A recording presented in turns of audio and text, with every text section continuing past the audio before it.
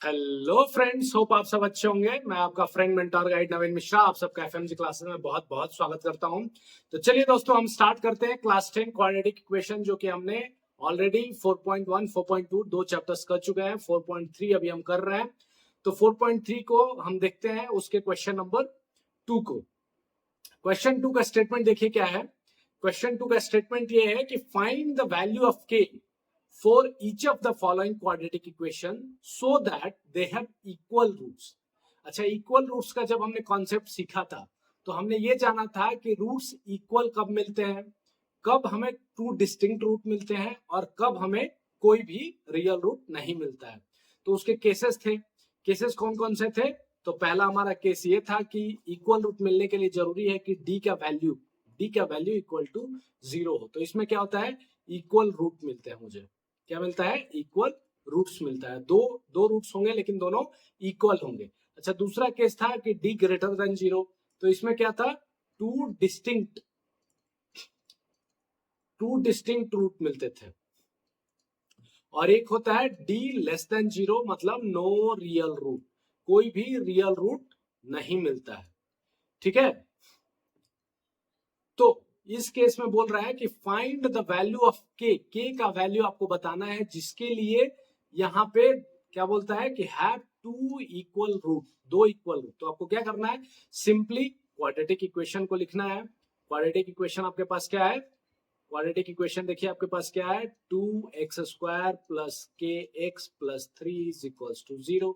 ये आपके पास quadratic equation है। अब डी का वैल्यू क्या होता है? D is equals to b² minus 4ac, जो आपने पढ़ा है कि डी का वैल्यू b² माइनस 4ac।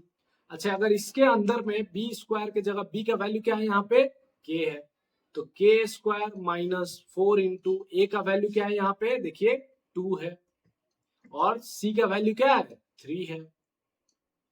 अब इसको किससे आपको इक्वेट करना है? 0 से। तो आपके पास क्या इक्वेशन आ गया, k² माइनस 4 2 8 8 3 24। तो k² इज इक्वल टू 24, 0 के बराबर है। तो अब k इज इक्वल टू क्या हो जाएगा, k इज इक्वल टू, या इसको आप ऐसे भी निकाल सकते हैं कि k, जो फॉर्मूला आप यूज करते हैं, a² माइनस √24 का, ऐसा भी कर सकते हैं स्क्वायर।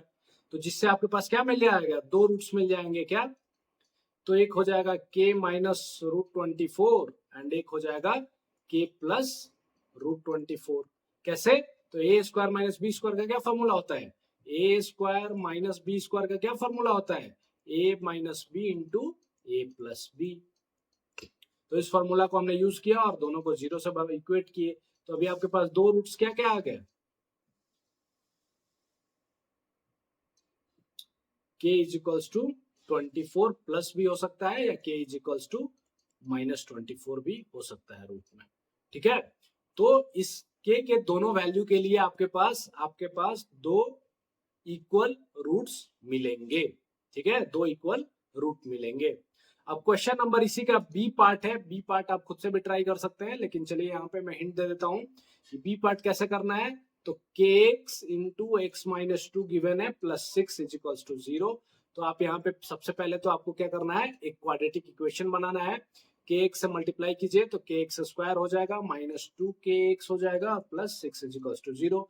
अभी क्या आपको एक क्वाड्रेटिक इक्वेशन दिख रहा है, ax² plus bx plus c के फॉर्म में। तो इस इक्वेशन को, क्वाड्रेटिक इक्वेशन को आपको क्या करना है कि अब d का वैल्यू यहाँ पे निकालना है, d equals to b² minus 4ac। अच्छा, ए बी सी का वैल्यू आप कैसे पता करेंगे कि ए बी सी का वैल्यू क्या है? तो a इक्वल्स टू क्या होगा, a इक्वल्स टू यहाँ पे k है, b इक्वल्स टू क्या है, माइनस 2k है, और c इक्वल्स टू क्या है, 6 है।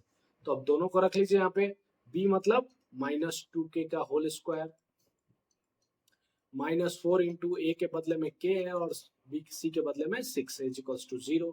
ये 0 के बराबर होगा तभी जाके आपके पास दो इक्वल रूट्स मिलेंगे। अब देखिए 4k² minus 24k is equals to 0।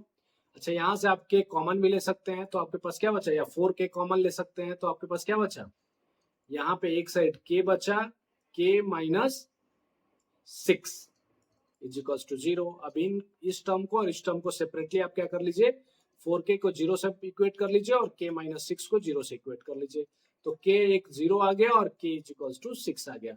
तो k 0 एंड k 6 के दो वैल्यू के लिए आपके पास जो इस इक्वेशन का आपको दो इक्वल रूट्स मिलेंगे। तो दो इक्वल रूट जब भी आपको पूछे, आपको क्या करना है, d को 0 से इक्वेट कर देना। This is the concept here.